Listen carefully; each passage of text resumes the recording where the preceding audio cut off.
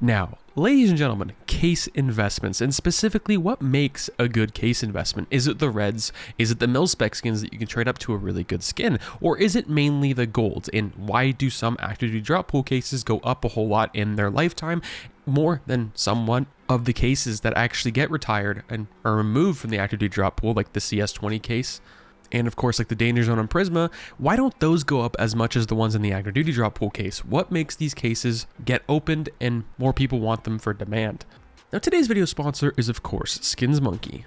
Hi you! Yes, you! Would you like to get $5 for free for your first trade? Just use skinsmonkey.com and get your extra skins. See description below to enjoy the special promotion and receive 5% cashback for trading your CSGO skins. So let's look at recently the Chroma 3 case and the reason why this has gone up so much as of right now. So recently this has sparked up 400% on Steam, and by 400% I mean about a month ago it was at 31 cents and now it's about 63 to 65 cents on the market, which is just kind of crazy. And it doesn't have anything crazy in it either. It has the PP Biden Judgment of Anubis for a red and the M41S Chintico's Fire, which anything with an M41S and especially a really high tier one, the like a red or whatnot, like a red or whatnot, that's what's going to cause a case to go up a little bit. I mean, you saw the same thing with the Broken Fang case with the M41S print stream, but that's obviously not the main leading factor behind it, especially for this case specifically. And what's holding this case together is, of course, the knives. This case is really knife driven, and there's some cases that are mostly knife driven and the gold driven, like if it's gloves or whatnot, and there's some that it's, you know, the mil spec or a pink, for an example, like the case hardened. But this case is obviously the knives. Like, you look at the Chroma 2 case, the Chroma 2 case is 80 cents and the Chroma 1 case is not that expensive considering it is the very first Chroma case and obviously doesn't have all the Chroma finishes on the knives we absolutely love. These ones, I mean, they're really, really nice. They're really nice knives and there's not a whole lot of them in the case. There's a total of 30. So your chances of unboxing, you know, an M9 Bayonet Marble Fade or a Karambit Marble Fade is pretty high if you do get a gold. It's like a 1 in 30 chance on top of the 1 in 400 chance if you pull a knife in general. So that's probably one of the reasons people are going for this case specifically, to open them, so the demand is going up, that causing the price to go up. So with this case, it's obviously the golds. Let's look at something like the clutch case too.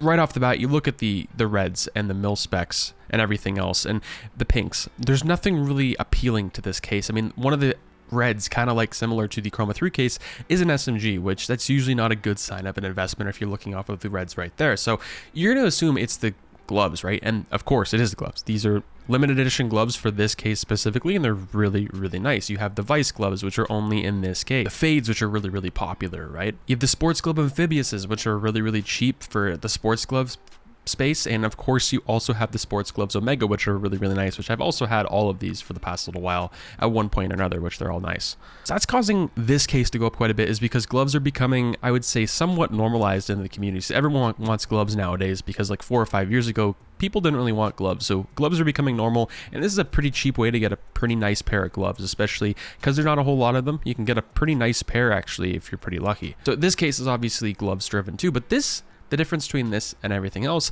this is still dropping in the active duty drop pool case. So what's causing a case like the Danger Zone or the Prisma case not to go up in value?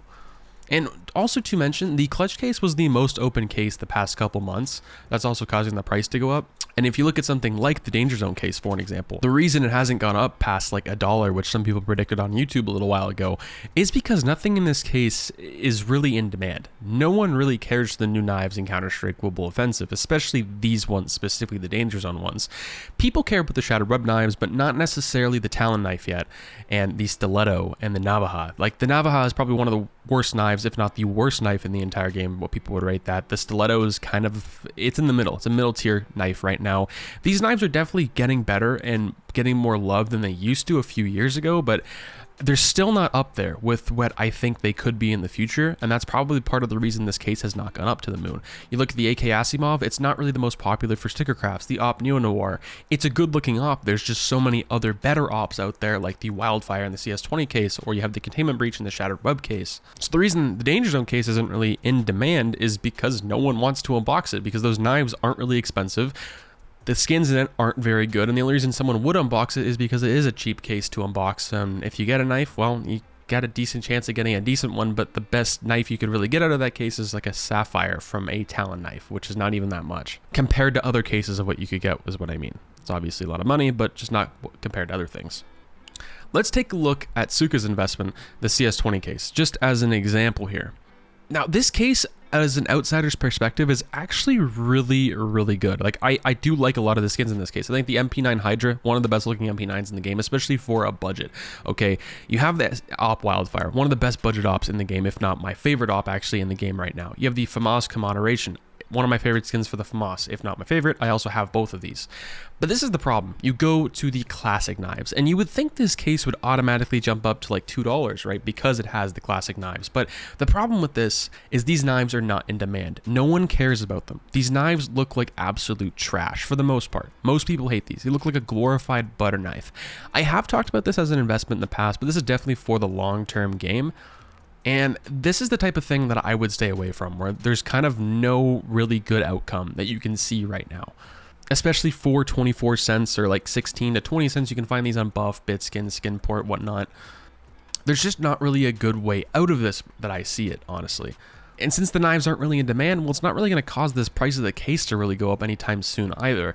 And with it being a CS20 case, CS's anniversary coming up here pretty soon, there's a really good chance they could release a second CS20 case with chroma finishes, but I just don't think that would happen. And people have been speculating that for a little while, but this just wasn't really a highly popular case compared to other things. Obviously, this has grown from obviously the 10 to 15 cents it was just a couple months ago to 23 cents, but considering it's only like a 7-cent profit, and that's pretty much going to be your Steam tax if you were to sell on Steam, it's not that great considering there's other cases that have gone up literally 400 to 500% in the 20 to 30 to possibly 40 cents, like the glove case breakout and clutch case, for an example. And the final thing I want to look at is, of course, the broken Fang case, and a common misconception with this as well. So a little while ago, I talked about this in a Mando Monday video, I believe, and this case was really confusing for a lot of people and a lot of YouTubers. They were saying the RIPTIDE case was going to exactly follow suit to this case, and it just didn't really make any sense. People didn't understand the reasoning behind this case going up in value. Now this goes into the last part of the video now, what makes a case actually expensive and becoming expensive and making it rare, and that is essentially a few things. One or two things. It's either the M4 or the M4 A1S gets buffed or nerfed, so that case is either going to go up or down in price. And with the Operation Broken Fang case, since it's already a pretty exclusive case, you can't get this anymore because it was from Operation Broken Fang, and these skins are only for this case specifically. The M4 A1S print stream, because it's also a red, is pretty much driven this case up from like 20 to 30 cents to over $1 at this point in time. But as soon as the M4A4 gets buffed or the M4A1S nerfed sometime in the future, this case is going to start to go down. I don't think it's going to completely drop off as soon as that happens, but it eventually will drop off. And people don't understand that about a case investment. They're thinking the RIPTIDE case is going to go up because it had the same graph, which there's a lot more to it than looking at a Steam graph. That's kind of the reason why I don't always go off of Steam graphs for things like this specifically. You take a look at the RIPTIDE case, for example, there's nothing in this case that is really exclusive that not everyone really likes. Like, people don't care about this AK. It has been one of the worst AKs I've ever seen for a covert inside of CSGO. The Desert Eagle Ocean Drive, it's really nice, but it's not going to be a leading factor that this case is going to go up to $1 million one day, just using a random number. Unless the Deagle got, nerfed or buffed, for an example, to, a one-tap automatic headshot, like you had aim lock to it, this case is not going to go anywhere. As soon as the Dreams and Nightmares case obviously goes up in quantity and down in price. And lastly, golds. The golds are what mainly drives a case. If you haven't really noticed that throughout this video, it's kind of what drives a case. And you can also look at what case is unboxed the most every single month, because that usually has a big factor in it. So if you look at something like the clutch case was the most unboxed case for almost like 2.5 months straight, if not a little longer. And recently it's also grown a lot in popularity, and that's going to rise the price up significantly. So hopefully you guys learned some stuff from this video, or you just enjoyed the commentary side of things for today's video. If you guys want to see more videos like this, leave a comment and like down below. Be much appreciated. So just do your research before investing into a case.